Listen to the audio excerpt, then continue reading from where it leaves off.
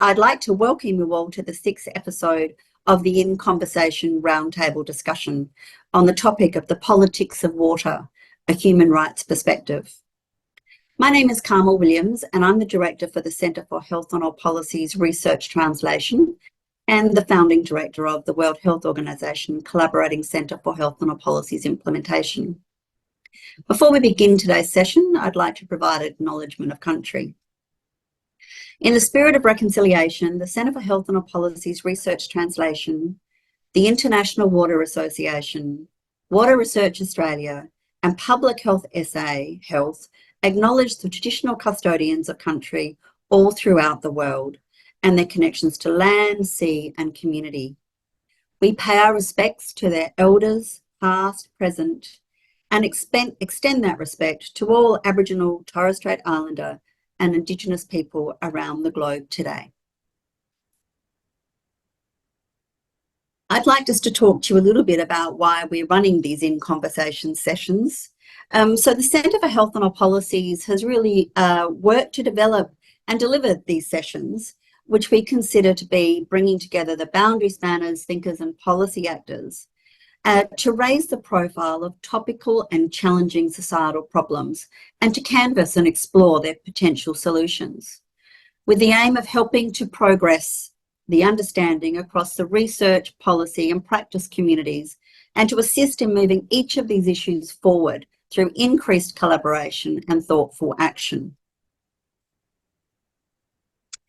For today's 6th episode of the In Conversation Roundtable, we've been really delighted to partner with the International Water Association, Water Research Australia, Public Health SA Health, and to provide and convene Politics of Water, a Human Rights Perspective Roundtable. Today's roundtable discussion will explore the topic of water and its critical role in human and planetary health. The session aims to uncover the range of issues affecting water security and access, including resource limitations, quality, uneven distribution, and the impact of a changing climate.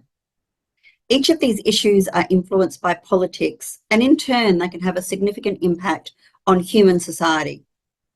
The role of politics and the positioning of water as a human right is going to be used to help us frame today's discussion.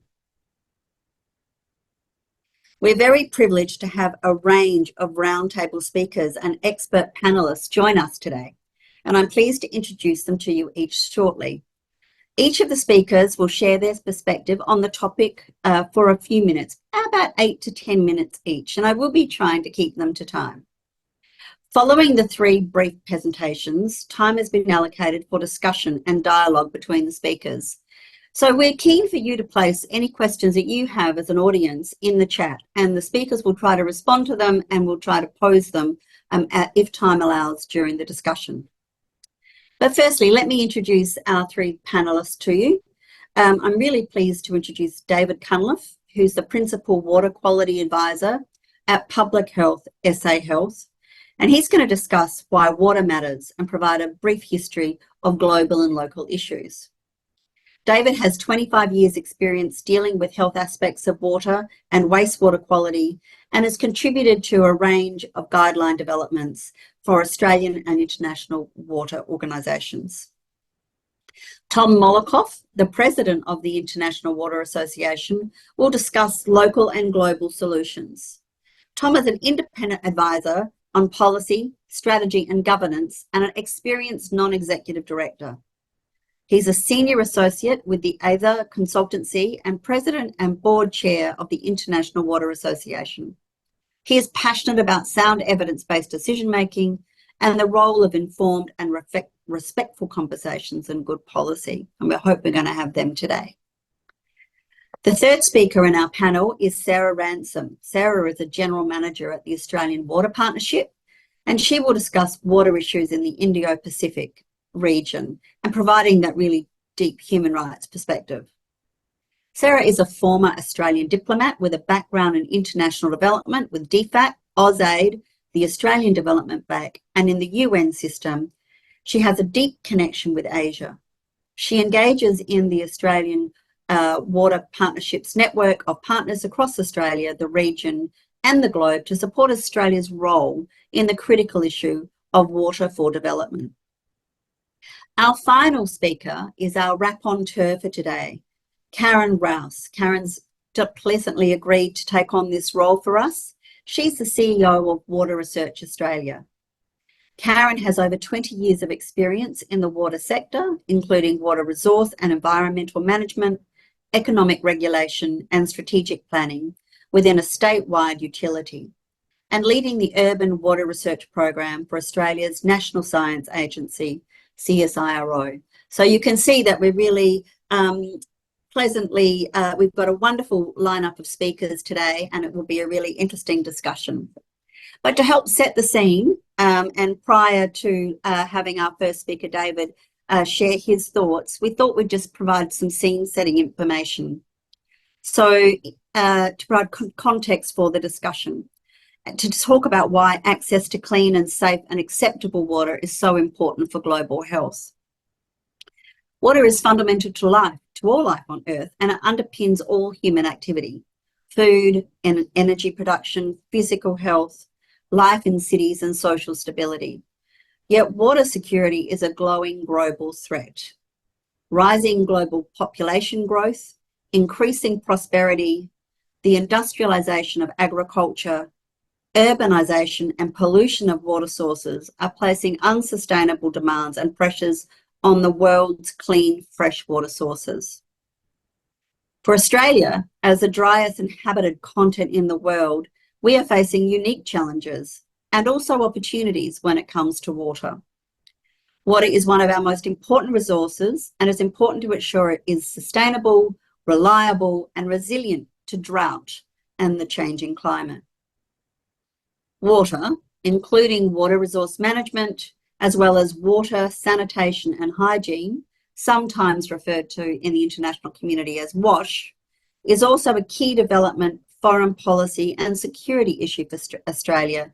And Australia works in partnerships with Pacific region and Asian countries to understand and respond to regional water security issues. Access to water and sanitation are recognised by the United Nations and human rights, fundamental to everyone's health, dignity and prosperity. However, billions of people are still living without safely managed water and sanitation. Marginalised groups are often overlooked and sometimes face discrimination as they try to access the water and sanitation services they need. So I hope that you found that a bit scene setting, and it's going to sort of open the discussion for today's roundtable. I'd now like to invite David Cunliffe to set us on the scene and provide his presentation for the next 10 minutes. Over to you, David. Thank you, Carmel, and good afternoon. So internationally, the human right to water was encapsulated initially in the Millennium Development Goals and currently within the Sustainable Development Goals developed by the UN. The human right to safe drinking water includes two key components. The first is access to a safely managed drinking water supply, and there is a definition in the UN system about what that means. The second component, and Carmel alluded to it in her introduction, is the availability of ongoing water resources. Both of these components are incorporated in the UN Sustainable Development Goals and are monitored using two indicators. So indicator 6.1.1, which is the proportion of population using safely managed drinking water services, and 6.4.2, the level of water stress, which then reflects the level of water availability. The latest reports show that progress is being made on access to safe drinking water, but progress has been slow and patchy, and we're not going to meet the target set for 2030. And as Carmel indicated, inequities remain, particularly amongst disadvantaged populations. Worryingly, water stress is increasing. And without meaningful interventions, this is likely to accelerate and cause increasing problems throughout the world. And again, the poor and disadvantaged are on the front line of water scarcity crises. Next slide, please. So this is a projection into 2040, where basically the darker the green, the greater the stress. Australia currently, overall, isn't in a state of water stress. But we do have stress in individual basins, and that's what this projection also shows. This is water stress by watershed. So you'll see for Australia that the Murray-Darling Basin is highlighted. There are also, where I'm from, in Adelaide, you'll see that's also dark green. We're a very dry state. Parts of Tasmania, Western Australia is projected to have water scarcity, parts of Queensland as well. Perhaps about the only area that appears to be okay into the longer term is Northern Australia, and that's due to low populations and wetter weather during the monsoon season.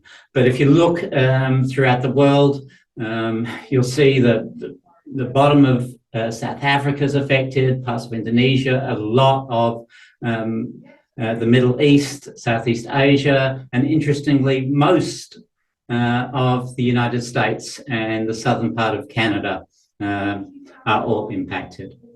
So currently, in 2016, 933 million people faced water scarcity.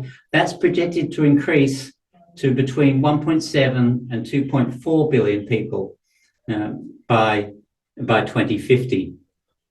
And that represents between 18 and 25% of the world's population.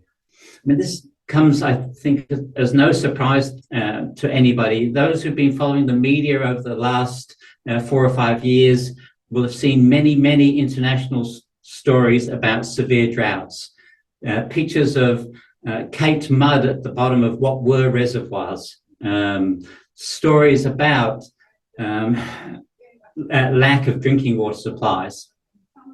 And locally, well, just in the last 2 or 3 weeks, there have been stories about the need for increased desalination for Perth, where they already have 2 desalination plants and a third one on the way, and the need for increased desalination for Sydney. And there are also discussions about the potable reuse of recycled water. And Sydney's opened a demonstration plant, and in South Australia, we're also looking at a pilot plant for potable reuse. And this searching for alternative solutions, alternative sources of water, is in response to growing water stress. So can I have the next slide, please?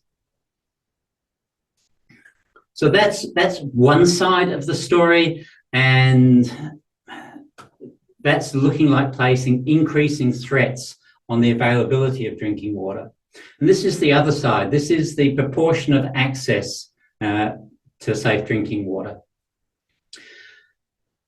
And you'll see that the dark blue means a high proportion of access. 90 to 100% of the population have access. So North America, the United States, Canada, most of Europe are fine, but there are areas where it's between 0 and 50%, most notably in Africa, again, parts of Asia, Papua New Guinea and in Indonesia. And this is, as I said, this is increasing slowly. Should point out that Australia in this map is coloured in grey, which means that the data was not submitted from Australia. We did submit data on the proportion of people who have access to an improved drinking water supply, which, for those people who know about drinking water supplies in Australia, improved drinking water supplies includes rainwater. So greater than 99% of our population are estimated to have access to improved drinking water. Next slide, please. So the story is that since the start of the Sustainable Development Goals, nearly 700 million people gained access to safely managed drinking water. And that's between 2015 and 2022. That only represented quite a small increase to 73% of the population. 2.2 billion people still lack access, and we're projected to only reach 77% by 2030, whereas the target was to ensure that everybody had access. So we're a long way away from that. As I said before, Australia's relatively well off, certainly in terms of water stress. Currently it's classified as low, but this is under threat. And most of our population has access to safely managed drinking water services. But this hides disparities. In rural and remote areas, access is lower. So a survey conducted on data from 2018-2019 reported that for communities of less than 1,000 people, 31 didn't meet SDG 6.1 at all times. 99 communities did not meet the Australian Drinking Water Guideline requirements at all times. And on average, a further 236 did not meet all aesthetic guidelines. That last dot point's important because if people don't like the taste or look of drinking water, they may not use it. They may turn to alternative supplies that are either riskier or not healthy, soft drinks, for example. The issue that we face in Australia and internationally is the economic challenge. The cost of upgrading drinking water supplies is high. So one estimate for Australia is that $2.2 billion is required to upgrade drinking water supplies to meet water quality challenges. And this is probably, actually almost certainly, an underestimate of the costs. The Australian government has established an infrastructure fund. Currently, that contains $150 million, which is a great start, but it's not enough. In the individual states, there are challenges in funding this and passing on the costs and meeting the costs. So there was quite a recent paper that talked about the amount of money that you would have to attribute to each individual household to upgrade all the supplies that didn't meet the drinking water guidelines. And it is not a small amount of money. So not only do you have the economic challenge, but you also have a political challenge in meeting these requirements. But it's important that we do. Again, these small communities represent often disadvantaged people. A high proportion of Indigenous communities are represented in the 31 and 99 that don't meet the requirements. They're in remote areas that lack services. We need to provide them with safe drinking water. And on that note, I'll close.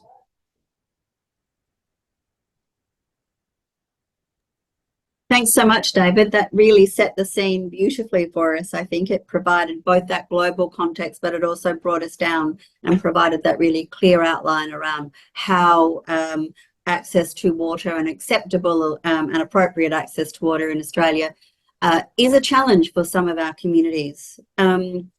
It was really great the way you started your presentation by really outlining the Sustainable Development Goals. They're such a critically important political tool to guide the work of the global community.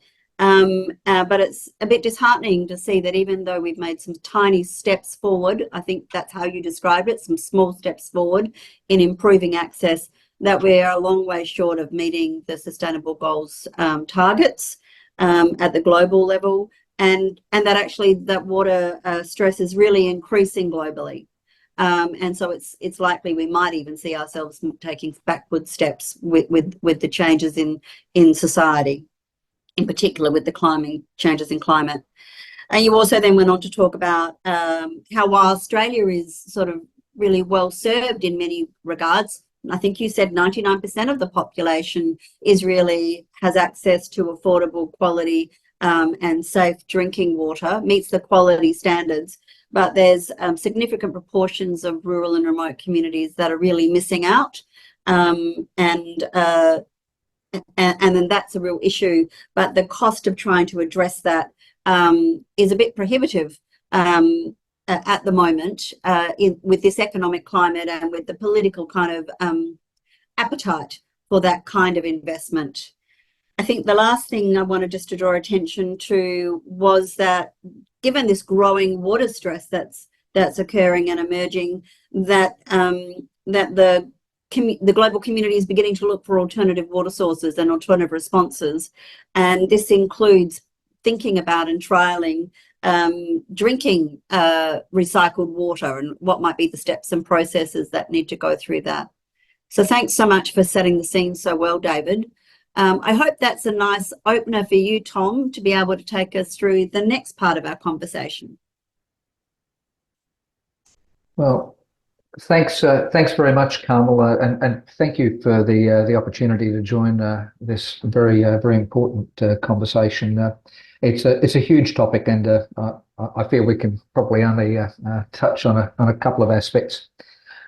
I'm often asked, what are the biggest challenges in water, and how do we deal with them?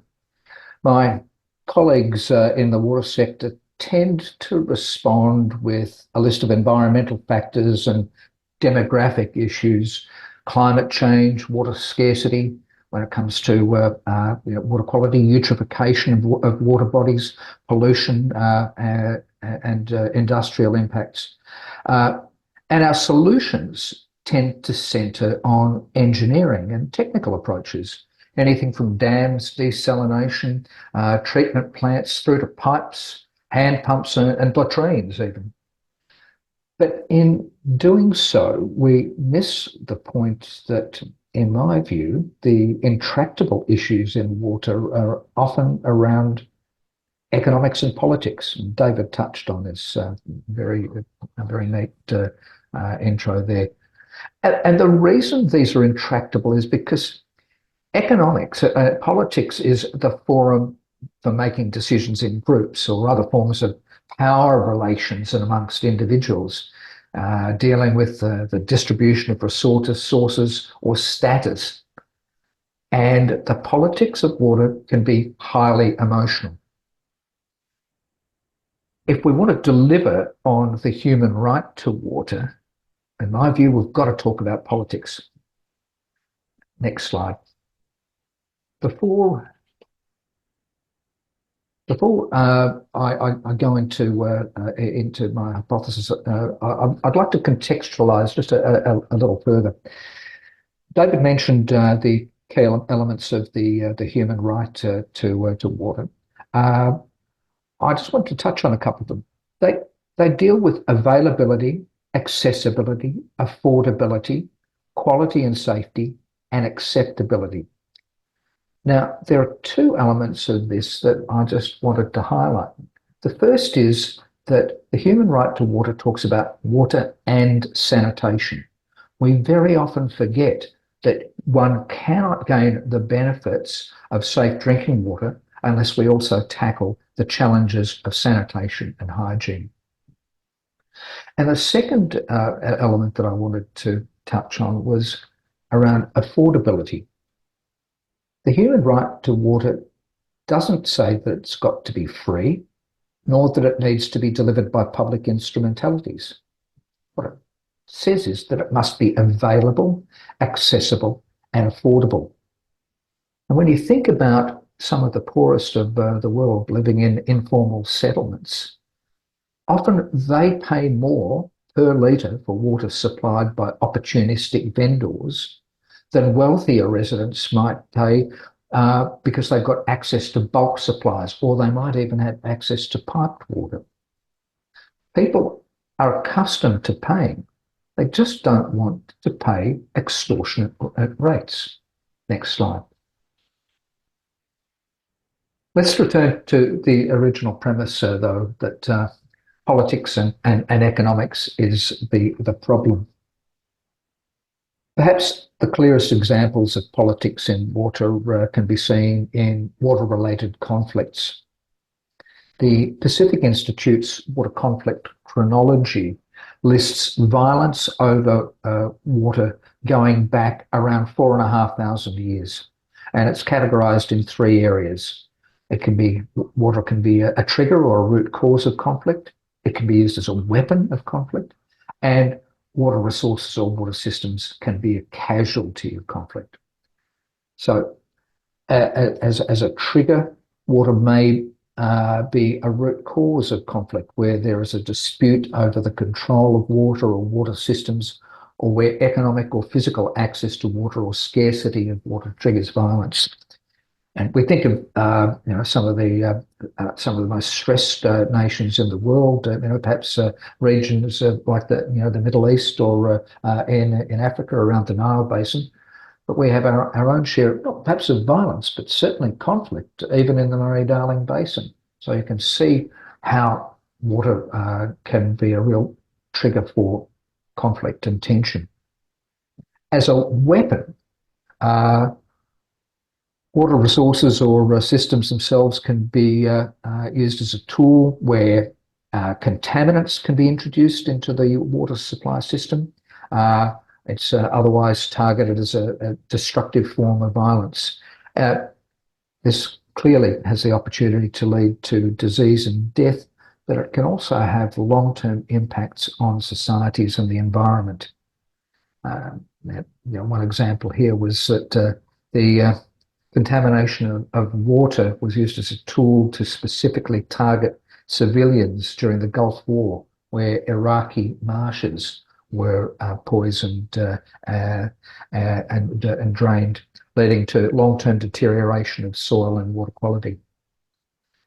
And the third area there is water systems as a casualty, and you'll see there the photos of the Kharkova Dam in Ukraine before and after that was allegedly bombed by Russians, which led to destruction and death downstream, but also the loss of the hydroelectric capability from that dam and the water supply and irrigation capacity from that dam.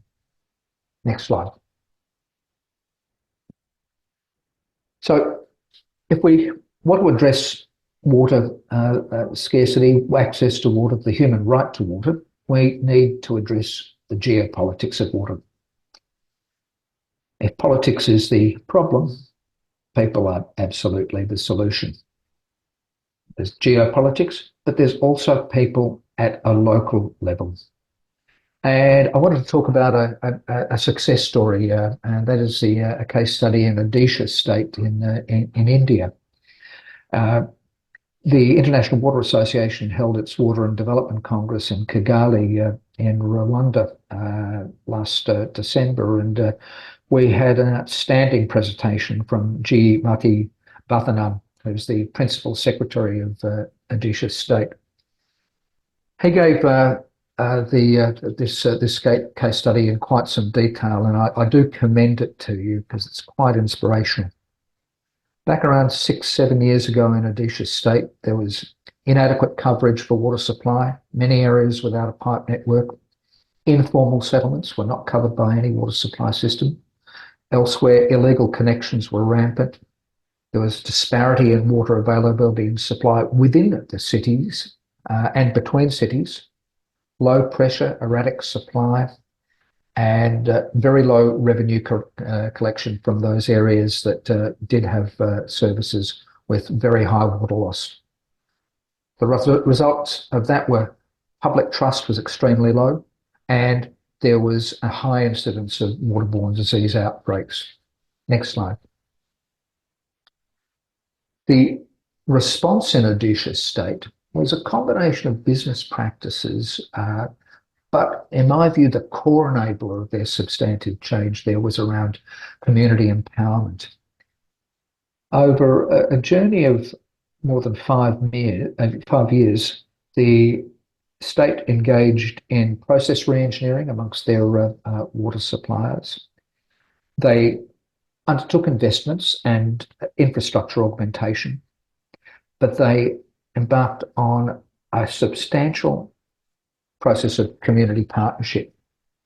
This involved the development of the Jal Sati program, which up until now has involved around 1,000 women who are paid and are engaged to assist with the supply of safe drinking water. The Jal Satis act as links between consumers and the public health engineering organisation, known as WATCO, in Odisha State. And what they are responsible at a very local community level for water quality testing, for facilitating new water connections, for regularising connections, looking out for illegal connections and water mains breaches. They look at demand forecasting and reassessing demands. They do meter reading, bill generation, bill delivery, and collection of water charges and facilitating complaints redress. This is really important because trust was so low in the system and the existing processes were so ineffectual in managing the systems at a local level that they were highly inefficient. The result of this local engagement program, you can see there on the slide. The state now has around 99% of urban households connected, including 97% of slum households connected, which is just a phenomenal outcome. 100% connections in 105 out of 100 cities in the state, and from something around 50% revenue collection, now greater than 90% revenue collection. And that's really significant because, as I said earlier, this is not about delivering free water. It's about delivering water in an affordable way. And the way that one makes it affordable is by having it equitably priced, fairly priced, but not forcing that cost onto just a few. NRW there is non-revenue water or water leakage, which is down below 15%. And the DFT is now I forget what that is. Drink from tap. So 100% metering in all drink from tap cities. Drink from tap meaning that they've reached the stage with water quality that it is now safe to drink from the tap in 24 of their cities. So a phenomenal outcome there. I think an inspirational outcome in terms of how local politics, local engagement can really be a driver for change and delivering practically on the human right to water. Thanks.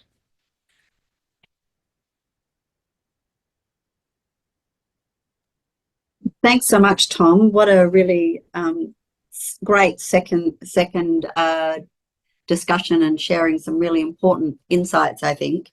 You started with, I think, identifying that often the solutions to the water problems undertaken by the water industry tends to be technical, and as as a public policy maker myself, it was great to hear you talking about how critical the issue of politics and economics is, and how really to get sustainable change, you really need to be engaging in that kind of political discourse. You then went on to talk about human rights, and I think it was lovely the way you sort of outlined all the different aspects. I think we haven't heard that together. We talked about it, not only availability and accessibility, affordability, quality and safety of water, but also that it needs to be acceptable. And I think David did also touch on that.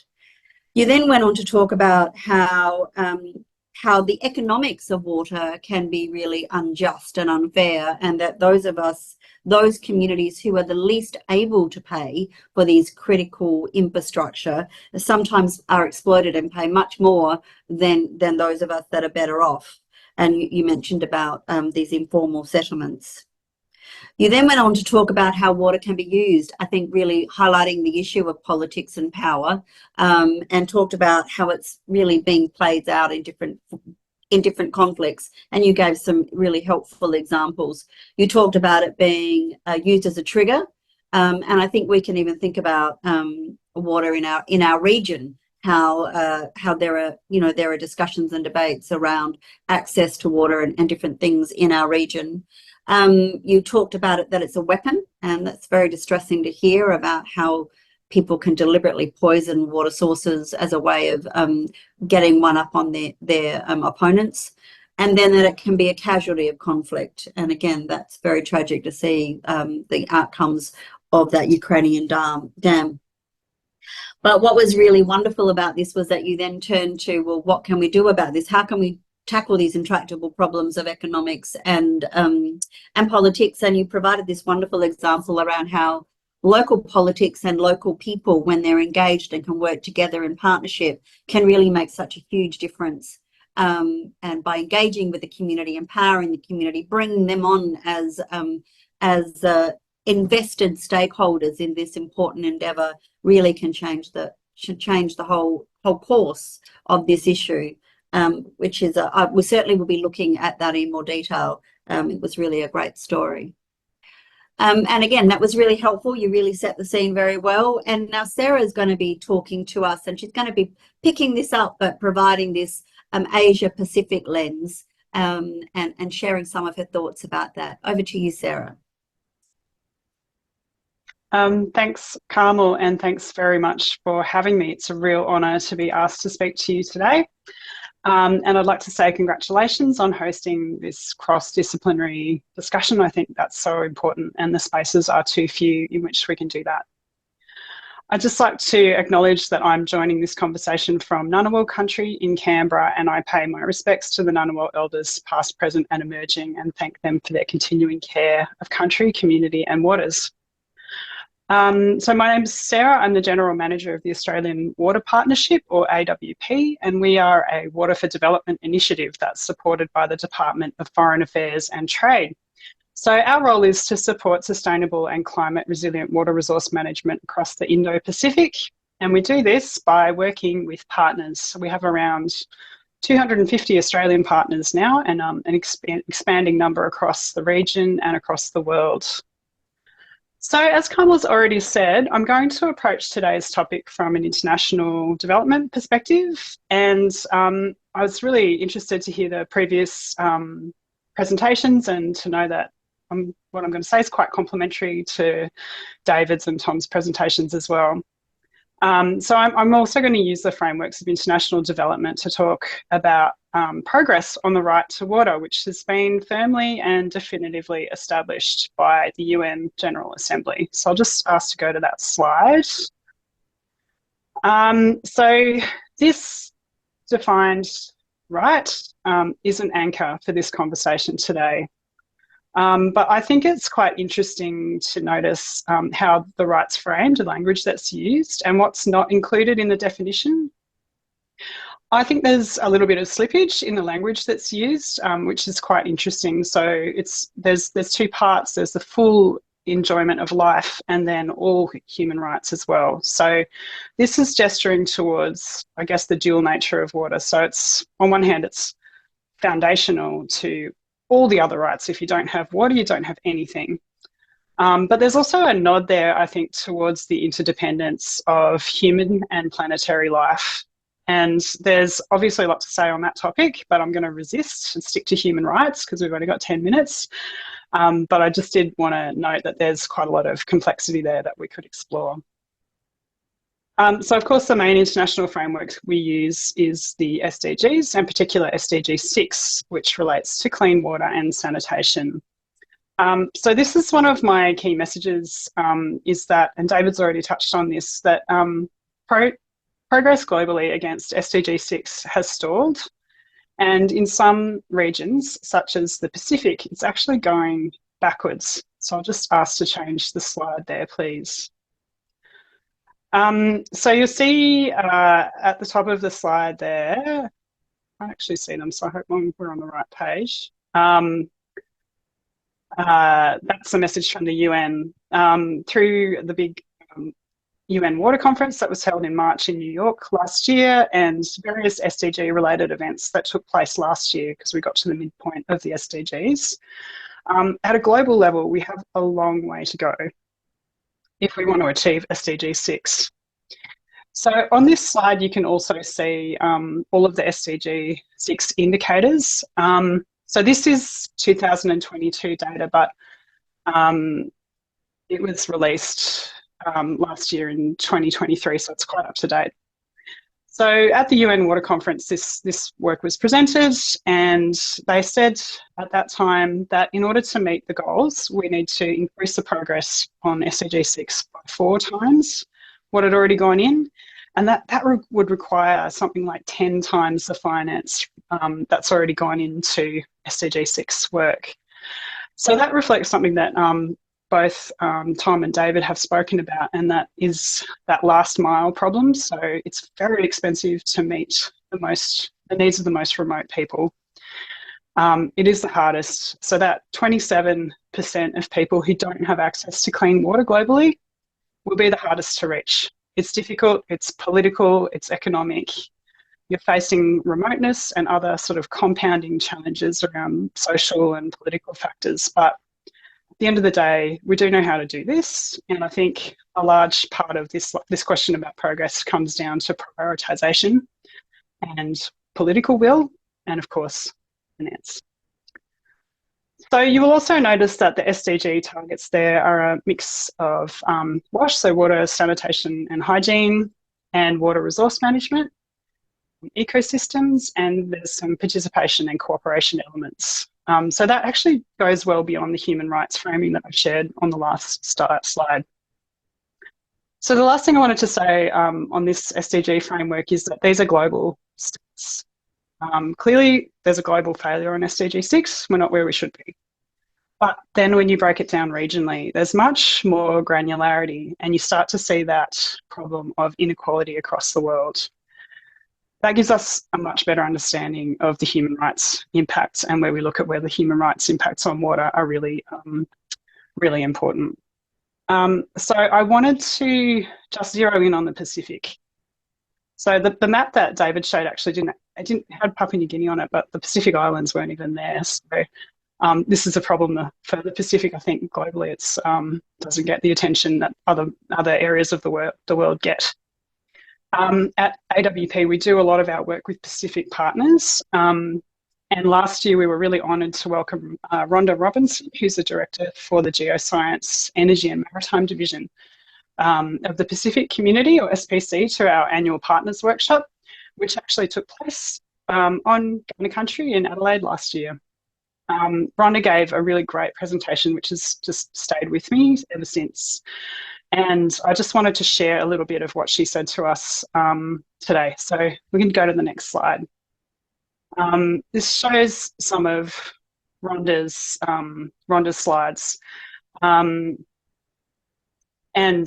it's just a snapshot. I do recognise it's hard to see the details there, but what they do is show us where the Pacific is currently against other regions. So the top left-hand slide there shows us that the Pacific has the lowest access to basic drinking water services in the world. The blue line on that graph shows the SDG goal, which is full access, and the red shows global average at the moment. So just to note that this is a low standard. It's not safely managed drinking water, it's basic drinking water services. So that's the definition that they use when they do the monitoring is drinking water from an improved source, provided collection time is not more than 30 minutes for a round trip, so it's not in the home, it's in a community, and there's a range of improved water sources in the definition as well. The next one along on the top there is about basic sanitation. And here, our neighbours in the Pacific are slightly above sub-Saharan Africa. Rhonda shared that 1.8 million people in the Pacific practice open defecation. This is a pretty dismal picture, and we all need to realise that this is happening in our neck of the woods. So I just wanted to pause for a moment and think about that from a human rights perspective. Poor access to clean water and sanitation has direct impacts on population health. This is a health crowd, you don't need me to explain that, but you know it means increased disease burdens in communities. It means increased maternal and child death, malnutrition and stunting with lifelong impacts. And all of this is entirely preventable. There's other direct rights impact, including particularly on women and girls. So poor access to drinking water creates a time burden on women and girls. And that's due to cultural factors in a lot of countries where this is the responsibility for the household for women and girls. But what it does is it squeezes out education. If you have to walk to collect water every day, you don't have time to go to school. It stops women from being able to access work outside the home, and then that takes away their economic independence and their economic empowerment. Collecting water is physically demanding, it's tiring, and at times it's dangerous. And girls in many places stop attending school, if we're going to move to the sanitation side, once they reach the age of menstruation, because there's no toilets, so they can't attend to their menstrual hygiene. So these kind of impacts just have knock-on effects throughout families and throughout societies. It's very well established that educated girls have children with better outcomes across a range of indicators. But then there's also knock-on effects across the world. For example, we know that one of the most effective climate change interventions is educating girls. So that provision of toilets factor then links to that. You've got more girls in education because it has a really strong impact on population. So the question is why? Why do we have this situation in the Pacific? And the last two frames on that slide provide a little bit more information about that. So the rates of urbanisation are low in the Pacific, and population growth is actually outpacing the growth in access. Obviously, it's much easier to provide services in urban centres, but where you have remoteness, a lot of people living in small communities that are unserved, those communities are growing. But there's another factor, and that's due to climate-related disasters. These can have a huge impact on small economies. So, for example, Vanuatu experienced 2 tropical cyclones that came within 2 weeks, Judy and Kevin, last year, and their cumulative impact was estimated at 40% of GDP. So these are 2 storms in 2 weeks that wipe out 40% of the annual GDP of Vanuatu. So this, in a country like Australia, if we have something like the Millennium Drought, which is a very serious disaster in our context, the economic impact was estimated at around 1 to 1.5% of GDP.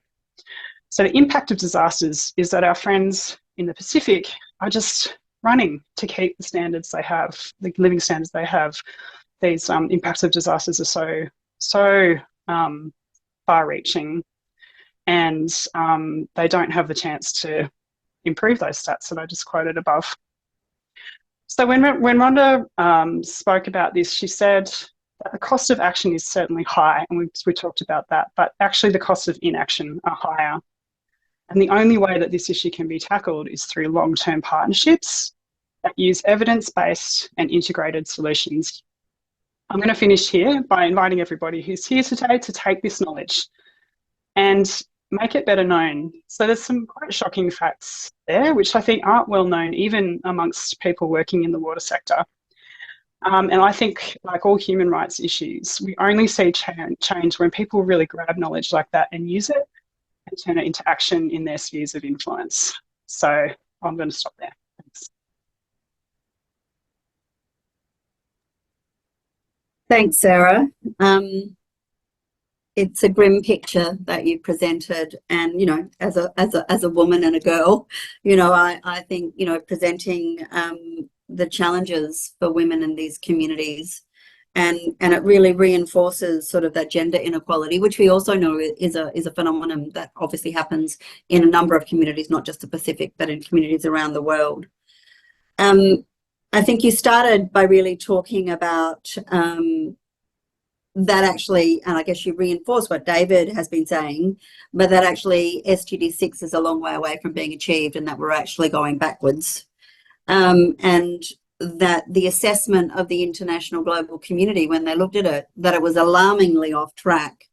That language, going back to that conversation about politics, for the SDG community to be able, the UN to be saying it's alarmingly off track is a very powerful statement from that organisation. I think what was really interesting was the way you talked about how that actually it's very expensive to address those last communities, those that last, I think you said it was 27% of the global community it is sort of not, that is very remote, that meeting their needs, their access, their rights to water and sanitation is the most expensive. But then you argued that it's really the political, it's about priorities and political will, and the critical role that we need to be having this as a priority for our communities and for our governments.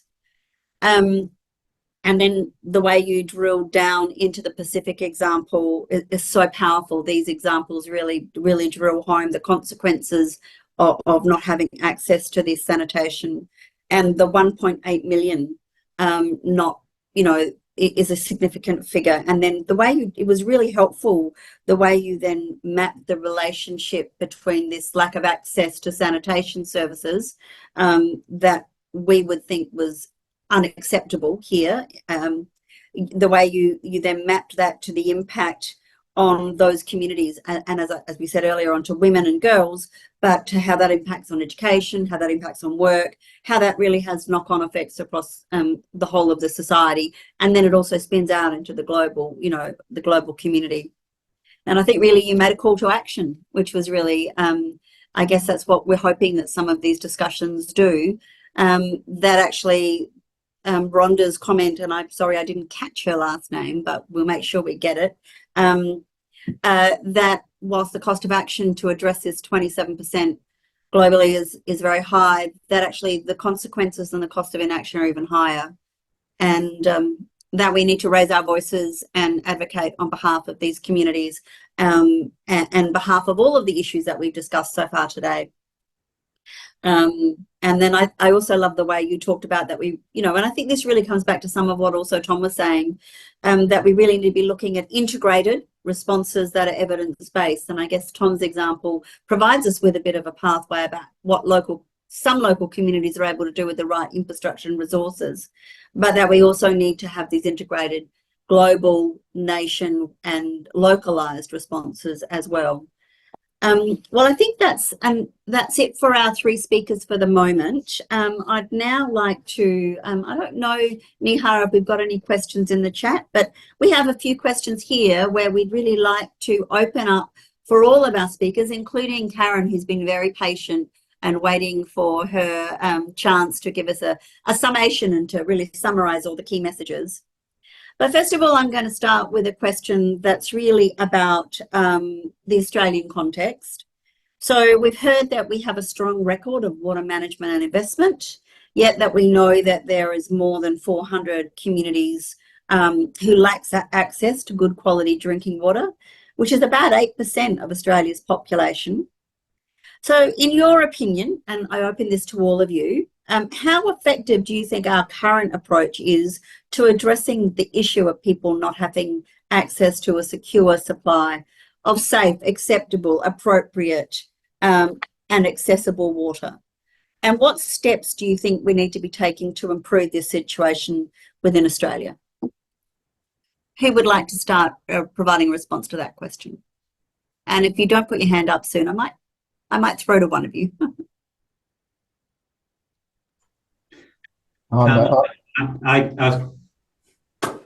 Tom, you go ahead.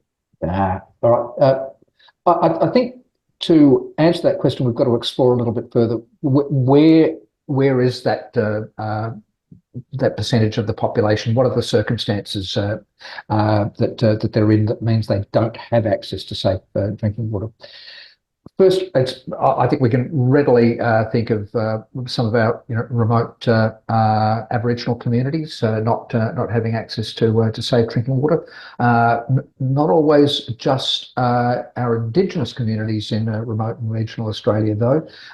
There are many regional municipalities that cannot guarantee that their drinking water meets water quality standards. And at the core of that is that many of them are small, underfunded, and don't have the internal skills and resources to do that. We also have people who are just frankly too remote from any potable system that getting supply to them is going to be difficult. I think understanding that means that we can then start to think about two elements. One is around technology, and that is we need to look at nodal systems and on-site systems to deliver safe drinking water, and we also need to look at the underlying economics, and that is ensuring that we don't expect small communities who are servicing far-flung populations to have the same financial resources that a large city might have, and we're going to have to look at economic adjustment. Well, I like that language, economic adjustment. That's nice. David. Yeah, and I think to put it into context, so that study that showed upwards of 400 didn't comply, that wasn't to the SDG 6 requirements. That's to the Australian Drinking Water Guideline, and that was a measure of not meeting at all times. So a single failure could lead you to non-comply. So I think that's important in terms of the issues that Sarah was raising. This is a much higher bar, but that's not to say we don't have problems. We do, and we do have problems in remote communities where we don't have a lot of drinking water supplies. And a lot of the drinking water supplies we have are groundwater, and they're salty because of our geology, and that creates a problem. It creates an economic problem as well, because upgrading drinking water supplies in remote Australia, days away often from a capital city, if you're travelling by road, is difficult. It's expensive. And you also have the challenge of maintaining the supplies, of getting people out to those communities to ensure the supplies are well managed. So there's an economic burden as far as that's concerned. And there's a political challenge too, because we have these pricing mechanisms which really are focused on bigger supplies, or the supplies closer to capital cities, the urban centres, and they're based on user pays type approaches. That's very difficult to apply to remote communities. So our economic regulator, for example, has denied SA Water upgrading some small communities because on economic modelling, the communities were too small. So we have to find another way, because we can't abandon those small communities. We have to ensure that they get access to safe drinking water. So that's going to be a challenge. And as I mentioned in my presentation, that the Commonwealth Government did provide some funding last year for those communities, which would get around that economic modelling, that modelling approach. But we're going to need to do more, and it's not going to be easy. And so, I mean, what I'm hearing, and I think it really picks up on Sarah's point, is that actually a lot of the issues around access to drinking water that meets human rights guidelines, or SGD6 guidelines, has got a lot to do with remoteness and being non-urbanized. Those non-urbanized. So I think if we think about, Sarah's examples of the Pacific communities. And so I guess I just wanted to throw to Sarah and Karen and see if either of you had any comments to that question about what more we can do to address these issues. I think both Tom and David have referred to the issue of economics. I guess I wonder, is that the wrong framing about how we should be thinking about addressing this issue? I could say a couple of things, but I'd be very interested to hear what Sarah has to contribute on this. But I think we need to make sure that where that investment is made, that it's effective, and that means the communities being involved and empowered around that decision making on their water supplies. We saw the great example from India where that happened and how successful that was. So I think it's not just making more funds available. Obviously more funds are needed, but it's then how those funds and the schemes are designed so that they are what the communities want and need. And I think that's a vital part, and that's where the politics comes into this question, and who holds the power and those decisions as to what is actually delivered in those communities. Yeah, I guess just to add to that, I really agree with what you just said, Karen. Yeah, so I think it's a big challenge, right? And we need to draw on all of the resources that are available. So that's funding, and we have that in Australia on the basis of pricing and setting pricing, but then we have federal government funding that's also available in some of those situations. So it's a balance there. I think part of the question is about technology and using different approaches and things that are emerging out of different contexts from our own.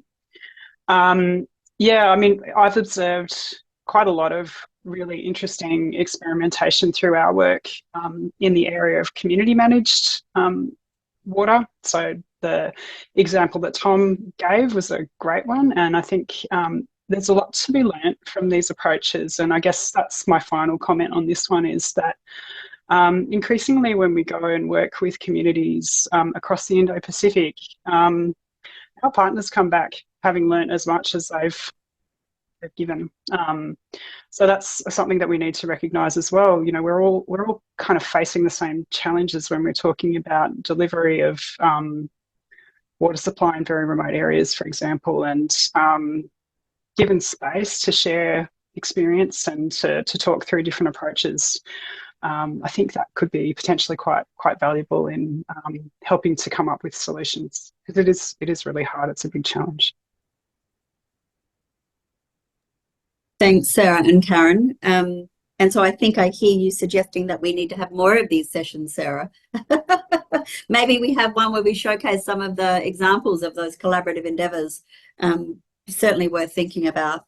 We do have a question in the chat that's about that's relevant to Australia. So I might ask. Oh, I seem to have lost it. Where's it gone?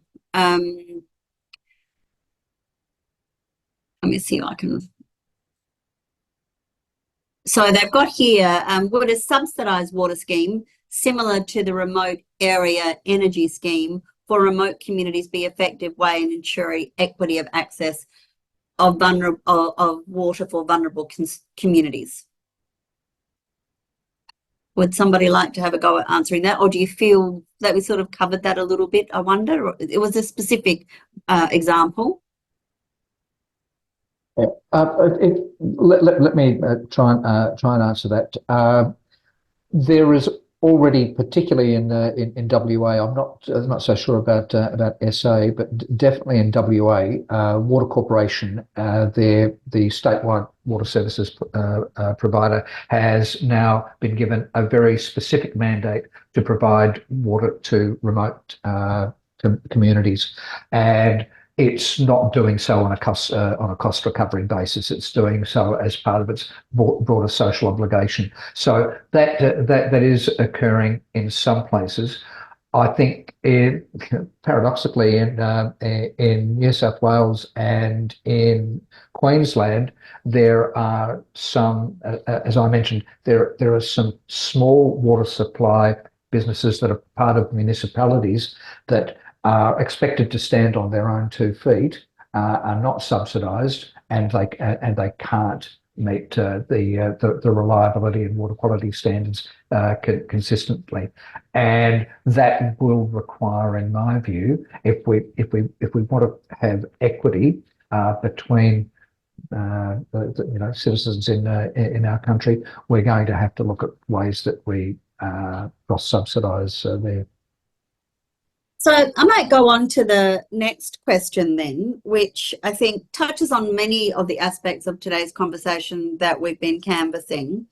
It's really about, despite access to water being recognised as a fundamental human right, and that there's been concerted global efforts being made to improve water access, as described and outlined through the SGDs, but many communities and individuals still lack this supply. What do you think is preventing this issue from being resolved? And now I know probably, Tom, you'll say, well, you feel like you've touched on those as well as Sarah and David and Karen to some extent. But do you have any insights about what's preventing this and what we could do collectively as a community, in addition to advocating, as Sarah has asked us to do, for the rights of our Pacific neighbours? What do you think we could do to sort of try to resolve this issue? Any ideas? Are you throwing that to me, Carmel, or are you going to let me off the hook? And Well, I'm looking at your colleagues, but they're not jumping. So let's go with you, and I promise I'll come to each of you. So you take some time to think about what that response might be, and then Karen we'll start to wind up with your closing comments. I suppose I've always considered this from the perspective of water professionals, because the International Water Association is a global body to bring together scientists, engineers, practitioners in the water sector.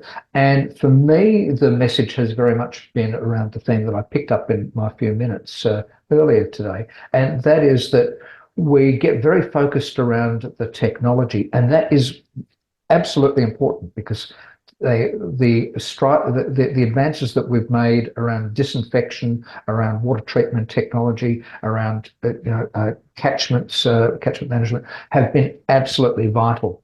But I always think of us as needing to stand on 2 legs, and the other leg is around politics and community engagement.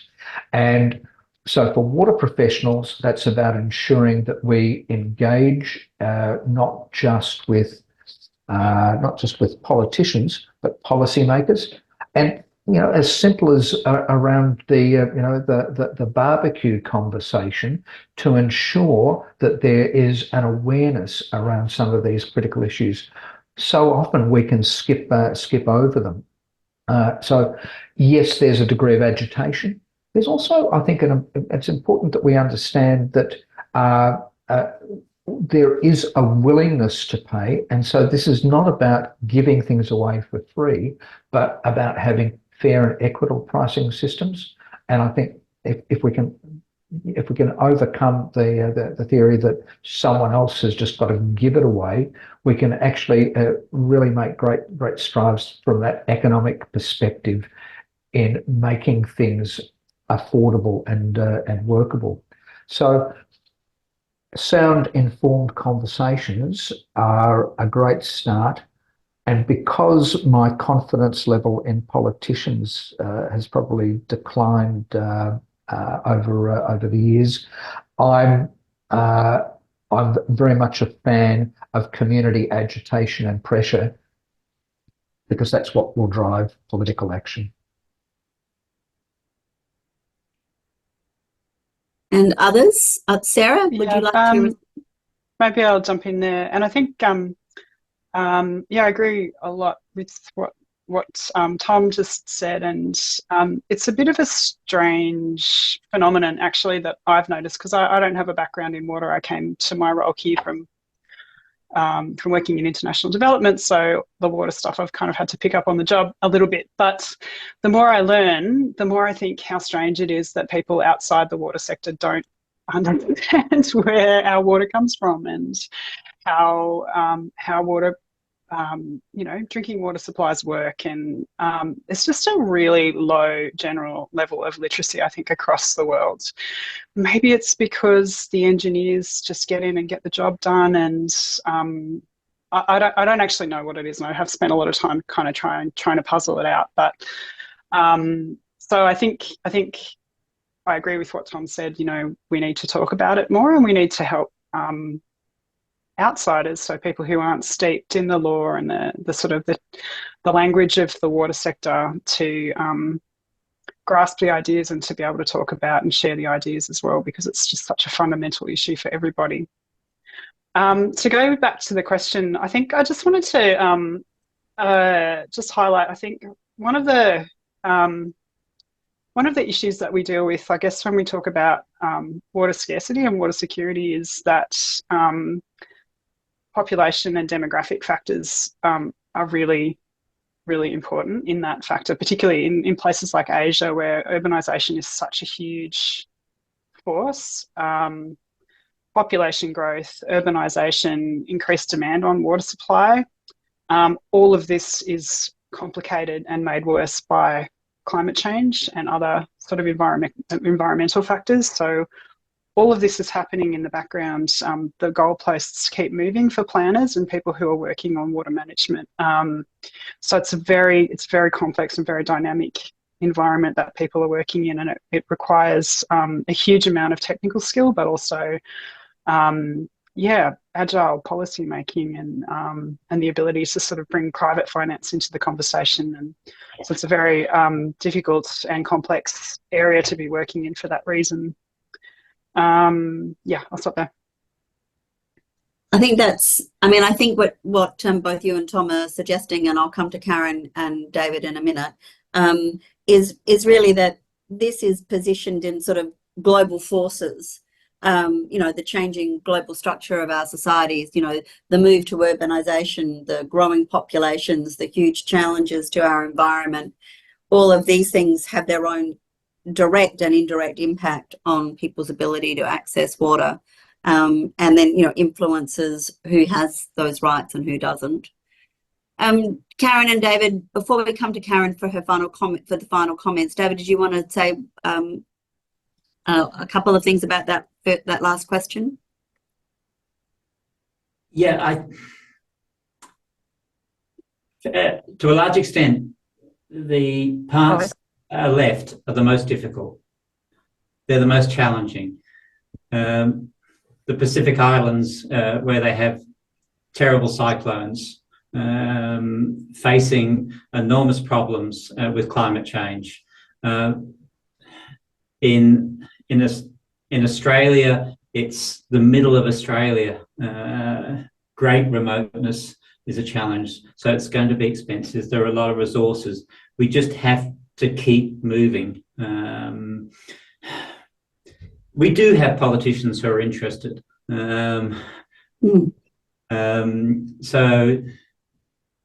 We have had some money from the federal government for upgrading some of these supplies, basically outside of the normal delivery mechanism, which helps. We've just got to continue advocating for that and pushing for it. But I think another important point that Sarah raised was about literacy and about what we're going to do. So you hear quite a lot of stories about people not trusting their drinking water supply because it causes scaling in their kettle. That can be a problem, but it doesn't make the water supply unsafe. But it does stop some communities from drinking the water. So there are a range of issues that we need to tackle. We are getting better, but it is slow. This building that I work in now, it was unfiltered until 1990. South Australia as a whole had large numbers of unfiltered supplies until the millennium drought. And because we wanted to protect a lot of our communities along the River Murray, we gave them filtration plants with activated carbon that could take out blue-green algal toxins. And so now just about the whole state is filtered. So we are moving forward. But we have tended to address the more straightforward solutions. So we have to gird our loins and now address the difficult situations. And we have to do it while recognising that climate change, water stress are going to present bigger issues. And yes, perhaps we can solve those for the capital cities. We can build desalination plants as we have in Perth and Adelaide and Gold Coast and Melbourne. They're expensive. And we can spread the cost over a large number of people. What are we going to do for the remote communities where they've got few people? We just have to keep going. We have to keep advocating. And I think Sarah made the point in her presentation that we don't have enough forums to speak about these issues. We need more. We need to keep talking about it. Thanks, David. So, Karen, did you want to make a comment before you moved into your summary, or would you like to head into the summary? What would you like to do? Just a quick comment, because I think, especially picking up from where David left off, I think it's joining to make a bigger coalition of the people who have the knowledge and are making the case. I think we need to join the health and the water sectors more together. And by this, I mean clinical health, and to look overall at what are the burdens, disease burdens on communities around, whether that be physical, mental health, and how that all relates to water, so that we have more advocates. So it's around more people understanding the issues and the challenges, and more people advocating for the change that we need. Was what I was going to say on that one. And no, now I'm conscious of time. Yeah, so let's move on to your Rapporteur session. Please share with us what you see as the key messages and your reflections. Yep. Thank you, Carmel. First, I would say that you've been doing an amazing job of summing up each presentation as you've gone. So you've done a lot of my work for me along the way. So thank you for that. And I suppose Water Research Australia, which is the organisation I'm from, we are one of those spanners, as in we bridge sectors and issues, and from research and knowledge generation into change. So that's the perspective that I'm coming from. But what I've heard is really that it's not knowledge that we're short of, by and large. We've talked about human rights, and that the human right to water isn't just about water, but also sanitation, and that's very important, particularly outside of Australia. And that water, there's different components to that right to water, and it spans access, availability, affordability, quality, and access, and then not forgetting the sanitation component, and that these are all pursued through SDG 6. Which brings those together. But not to forget, even though there's that focus on SDG 6, that water's the foundation for all of the other human rights.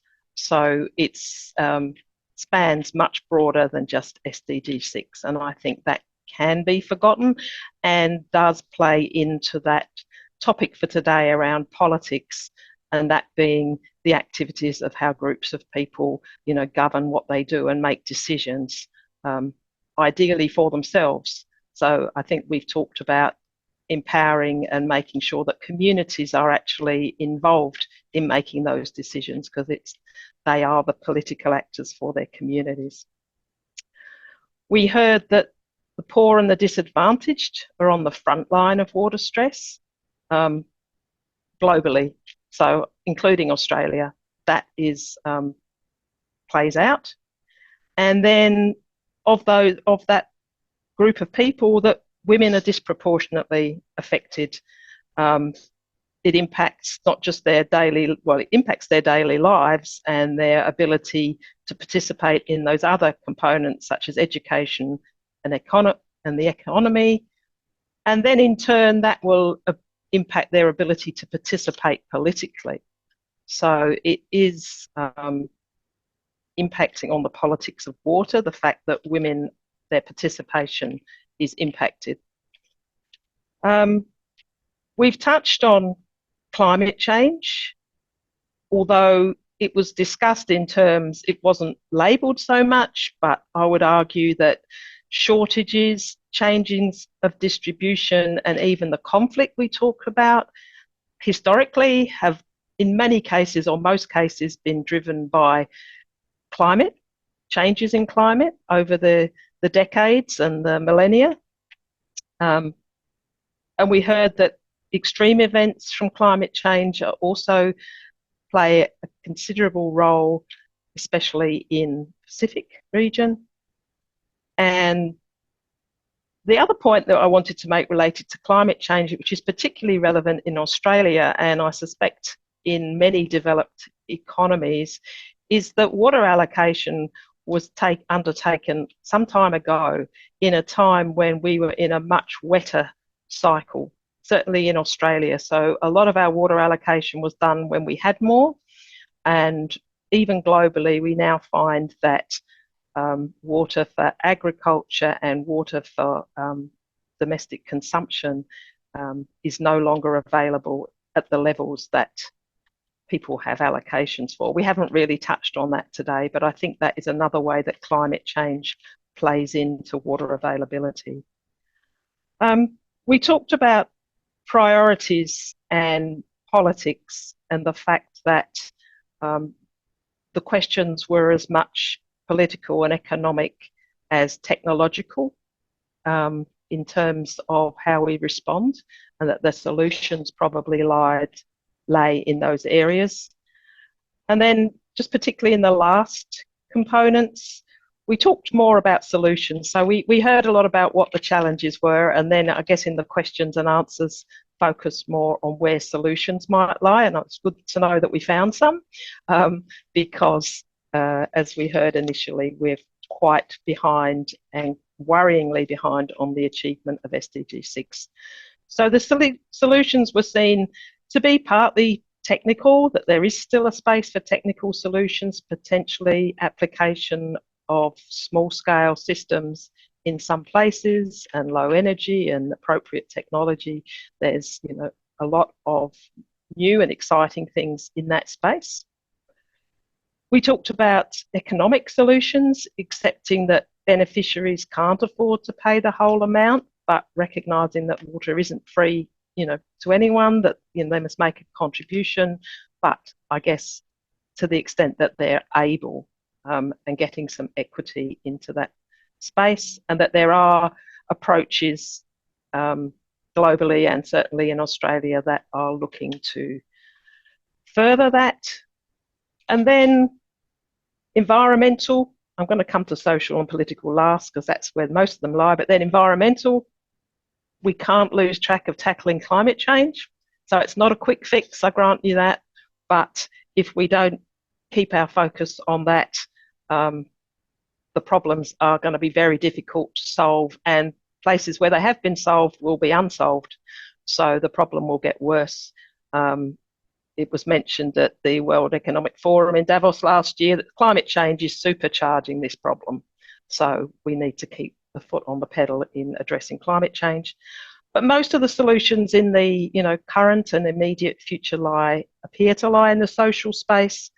We need to learn from successful approaches in other places and share those solutions on a global scale, because we can all learn from each other. There's enough similar characteristics that what works in one place may well work in another.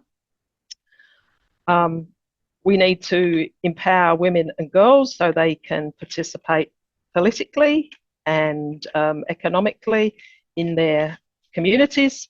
We need to increase water literacy, and we need to collaborate and advocate and push together and increase the reach of that community of people, not just within the water sector, but more broadly in the health sector, social justice, and other sectors to all be advocating for the same thing.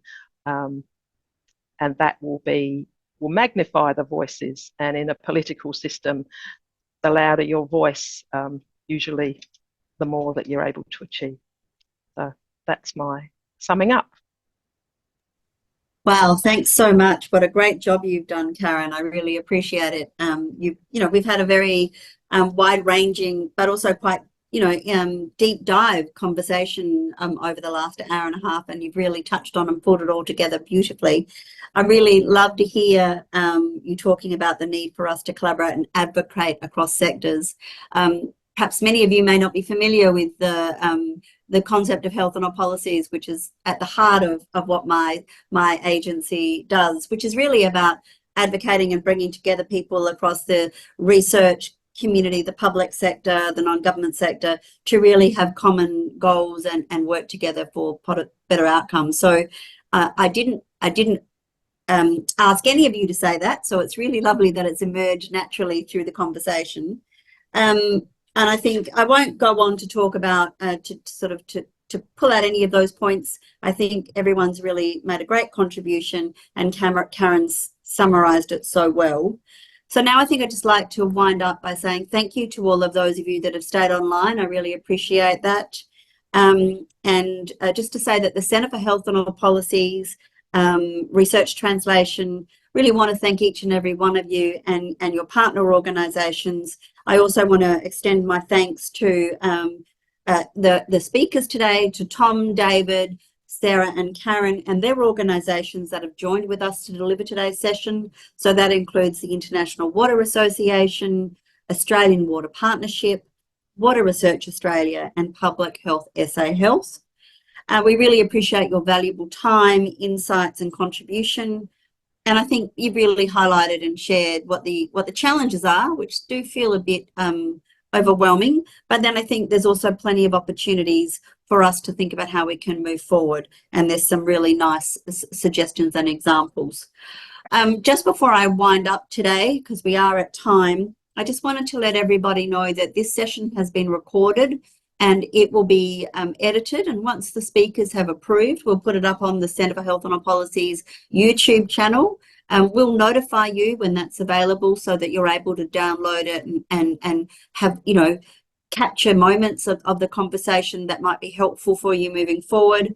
We also will plan to summarise the key messages that have emerged from today's conversation into what we're calling a policy brief, which is a pithy document that really describes the problem, canvasses the breadth of the conversation, but most importantly highlights what the potential solutions are. We're hoping to publish that in one of the journals of our speakers.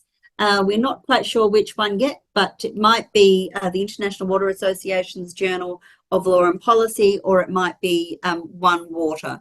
But we'll let you know once that's published as well. That'll take a few months, whereas the video will be available in a few weeks. Thanks everyone for your time, and stay tuned for the next session, which maybe we may come back and do more on water. I think there seems like there's plenty of scope. But thank you.